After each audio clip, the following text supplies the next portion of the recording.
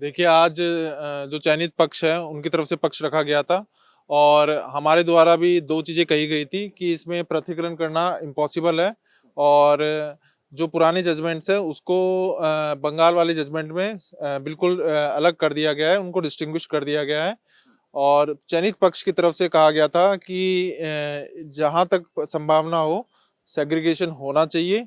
हमारे द्वारा कहा गया था कि जो पहली रिपोर्ट थी उसमें बिल्कुल स्पष्ट रूप से कहा था कि छटनी नहीं हो सकती है। सारा रिकॉर्ड और सारे एविडेंस मिटा दिए गए हैं।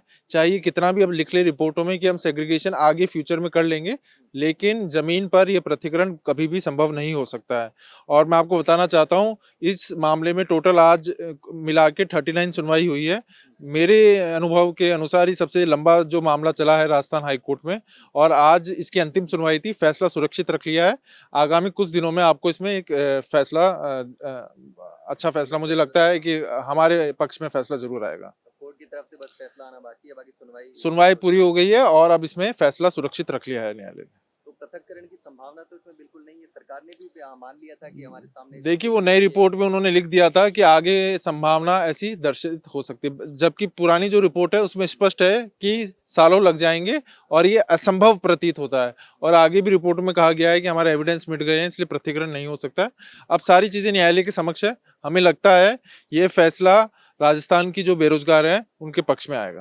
कितना समय लग सकता है अंदाजन? मुझे जो अंदाजन है कि मिनिमम 1 महीना लगना चाहिए। जजमेंट लेंदी आएगा, इसमें फैक्ट्स और कानून ज्यादा है इसलिए महीना भर लग सकता है।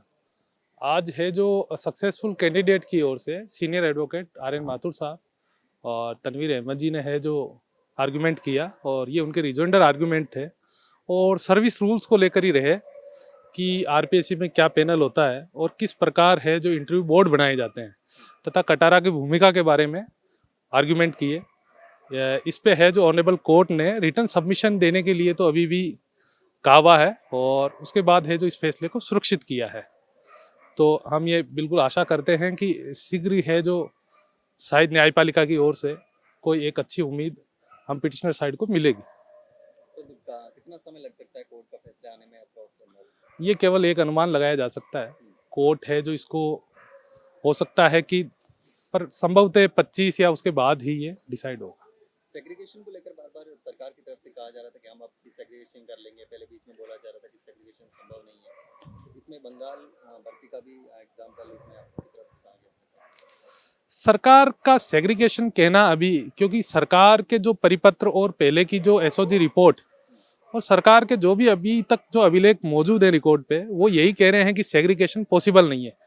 और अभी भी जो रिसेंटली जो गिरफ्तारियां हुई है उसमें भी एक बात ये पता चल रही है कि एसओजी के जो प्रेस नोट है उस और भी हमने पेश किए हैं प्रेस नोट भी, तो उस प्रेस नोट में भी ये कहा है कि अभी ये लोग फरार हैं। यदि वो आएंगे तो नित नए और खुलासे होंगे। सेग्रीगेशन तो पॉसिबल है ही नहीं क्योंकि ये खुद एसओजी की रिपोर्ट है और सरकार ने अपने यहाँ पे पक्ष पे हॉस्टाइल हुई है। ऐसा पहली बार हुआ है कि सरकार अपने ही कहे पे नहीं रही और पूरी तरीके से इस मामले में हॉस्टाइल रही है, जिसपे भी ऑनरेबल हाईकोर्ट ने भी कई बार सरकार को इस बारे में पूछा है कि जब पहले आपकी ये ओपिनियन थी तो अब जाकर ऐसी ओपिनियन क्यों हुई है।